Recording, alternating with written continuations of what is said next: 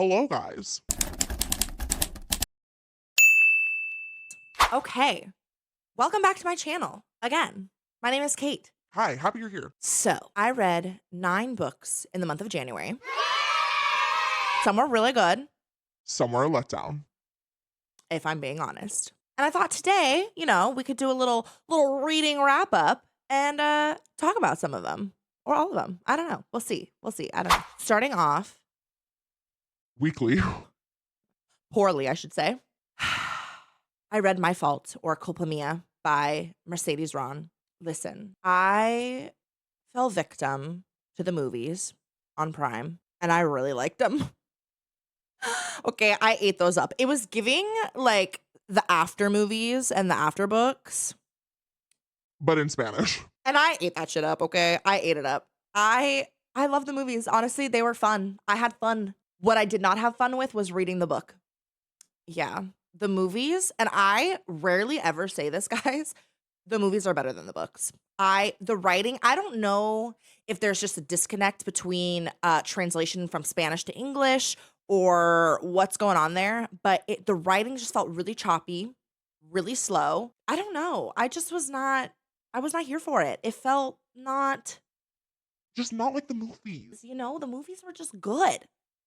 Bad, but in a good way. You know what I mean? Like, I feel like you get what I'm saying here. I finished the first book and I was like, maybe the second book will be better because I liked the second movie too. So we'll give it a little try. Nope, like 30% into the second book, I DNF'd. And listen, guys, when I tell you, it takes a lot for me to DNF a book.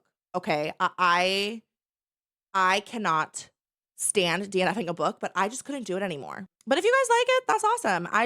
Not for me. Maybe it's better in Spanish. Like if I was fluent in Spanish, maybe it would be better. Unfortunately, I'm not going to learn Spanish to read this book. Now, if Fourth Wing was only in Spanish, you best believe I'm signing up on Duolingo. now.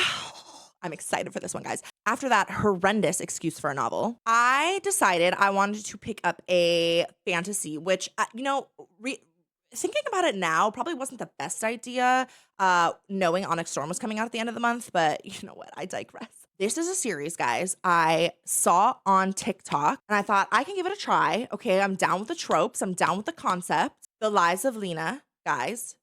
And then the second book, which just came out, The Sins of Silas.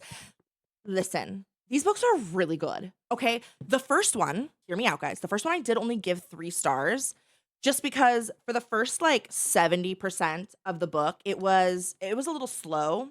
I liked the concept and I did enjoy the characters, but it just felt a little meh, like it was a little lackluster. However, towards the end, when things started getting Juicy. is when I was like, oh my gosh, like this is actually getting really good. And it leaves you on such a cliffhanger that I was like, ugh, I have to try the second book. And thank God that I did, you guys. This book follows Lena and her mother, and they are both mages. And in this world, mages are discriminated against. A lot of people don't like them. They're not like illegal, but people don't like them. And basically, her and her mother have to hide. And Lena doesn't really even have powers because she's never taken the time to harness them because she's like, well, what's the point? Like, there's, mages are. Pointless out here. Like I don't even want to bother like tapping into that. Then one day she meets a boy that she starts to like. And, he comes to visit her every week. And they start to train together. He teaches her self-defense, and she wants to learn to do that instead of using magic. Later down the line, lo and behold, spoiler alert, the boy that she meets and basically falls in love with is a prince. I mean, What's not to love about that trope, honestly? Now, the kicker is that the book leaves you on a huge cliffhanger that sets up everything for the second book. I immediately picked up the second book and I devoured. This one is significantly longer than the first one. It is 770 pages, okay? It is twice as thick as the first one. And when I tell you, I ate up every single page. Like, it Was my last meal on earth. so good. I don't want to talk about too much. I don't want to spoil it because every situation is unique to the story, and I can't exactly give you guys like a synopsis without spoiling everything. There's a love triangle, there's enemies to lovers, like big enemies to lovers. I will say though, guys, there are some very dark themes in these books. So make sure before you pick them up, you read the trigger warnings. Like seriously, check the trigger warnings because there are some really, really, really dark things that happen in here. I'm somebody who is okay with triggers. They don't bother me. But I know for a lot of people they do. So please, please, please make sure you do that before you read the book. However, if you are okay with them, please pick it up, guys. It's really good. She's a new author. She's fantastic. And I honestly cannot wait until the third book. After I devoured the Autation Chronicles, which were the last two books we talked about, I picked up a new book that I was highly, highly anticipating. It's Of Flames and Fallacies by Courtney Wims. And I was so disappointed, you guys. I really, really, really wanted to like this book. And I was super, super excited when I saw the concept on TikTok and I had been following her. I even signed up for her email list to be notified when it was coming out.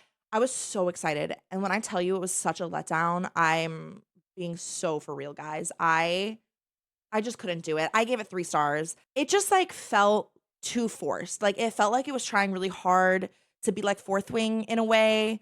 And then there was like a bunch of different tropes that just didn't like mesh well. Like it was a little jumbled. It didn't flow. Basically, our main character, Katarina, lives in a world where dragon propaganda and dragons are illegal and you're not allowed to have anything about dragons, talk about dragons. And eventually she finds a dragon egg in her backyard. I think, or down by the river or something.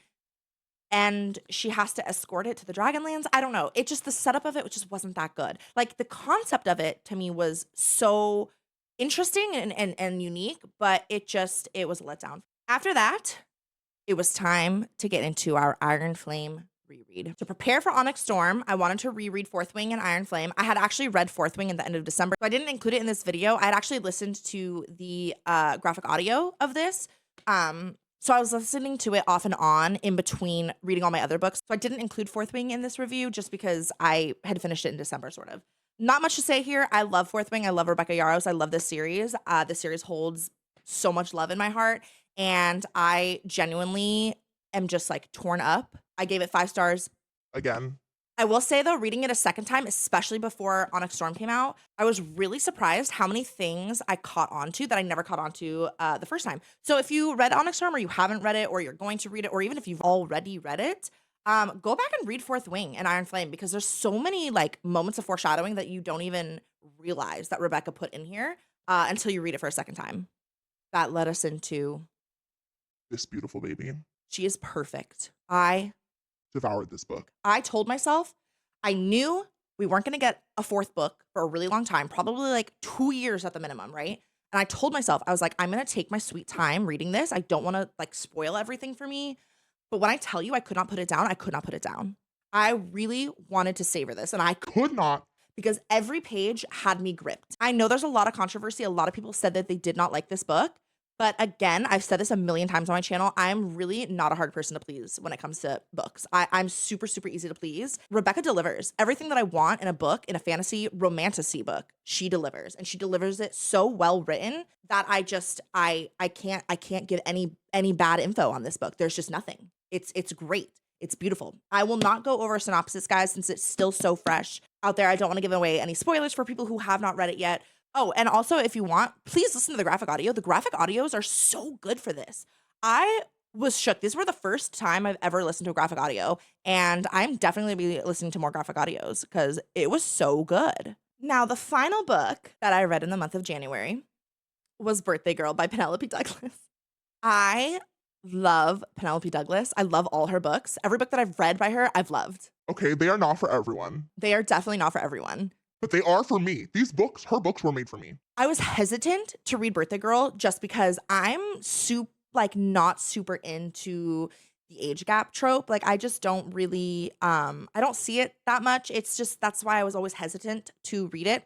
However, I saw people talking about it again on TikTok and I thought, you know what, maybe I should just give it a try. I love her books. Like I've never read a single book of hers that I didn't like. So you know what? I was like, why not?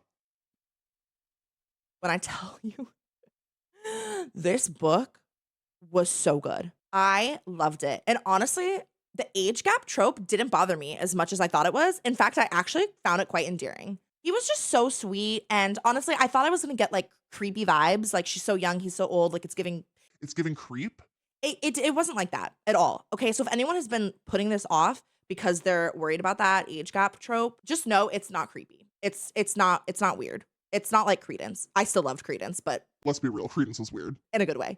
But it's nothing like that, guys. I promise you. It was well written. It was well structured, okay? There was just a good enough amount of spice to keep you on your toes and enough plot that I was like, what's happening, you know?